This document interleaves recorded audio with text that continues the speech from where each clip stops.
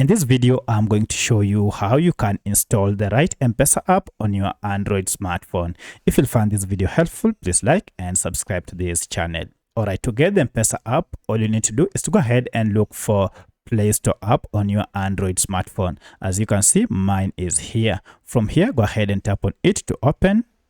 And from here, you need to go ahead and log in using your Google account for you to be able to search for your app using the search bar here. However, if you can't see this search bar, you need to go ahead and tap on the search icon down below, and this will give you an option to search for any app. Go ahead and search for M-Pesa like this, and then tap on search icon. Here you can see we have our M-Pesa app. If you open it, it should be from Safaricom PLC.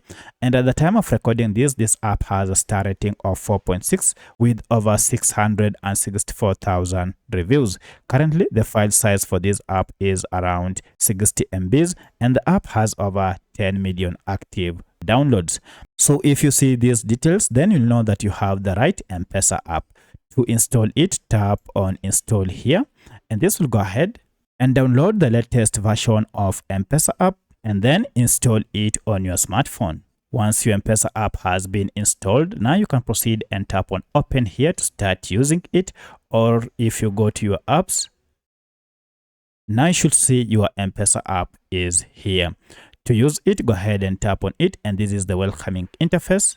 Go ahead and tap on sign in. Give permission for M-Pesa to make and manage phone calls. Choose your current Safaricom SIM card. Enter your normal M-Pesa PIN to start using your M-Pesa app. So that's how you can install the right M-Pesa app on your Android smartphone. If you have any other question, kindly let me know in the comment section. Otherwise, thanks for watching, and let's meet in the next video.